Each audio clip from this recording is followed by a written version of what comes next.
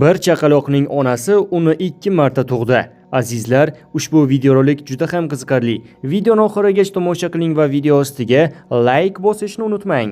Buyuk Britaniyalik ayol rivojlanayotgan homilasidagi nuqson tufayli bolasini 2 marta tug'ishga rozi bo'ldi. Bu haqda Daily Mail xabar berdi. Nashrga ko'ra, 23 yoshli ona o'g'il farzandga homiladorlikning dastlabki bosqichlarida bolaning umurtqa pog'onasida nuqson borligidan xabar topgan. Ayol nuqsonning rivojlanishiga yo'l qo'ymaslik uchun homilaning 6-oyda jarrohlik amaliyoti o'tkazgan. Unda shifokorlar bolani chiqarib olib, nuqsonning bir qismini tuzatgan va homilani joyiga qaytargan.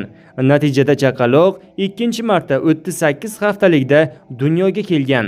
Shundan so'ng yangi tug'ilgan chaqaloq yana 8 kun reanimatsiya bo'limida parvarishlangan va yana bir necha operatsiyalar o'tkazilgan.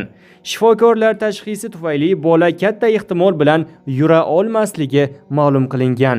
Biroq onaning so'zlariga ko'ra 1 yil davomida fizioterapiya ko'magi bilan farzandining sog'lig'i yaxshi tomonga o'zgargan va bu o'g'lining yura olishiga umid beradi deb hikoyamizni yakunlaymiz. Ushbu voqea bo'lgan voqea asosida yaratilgan.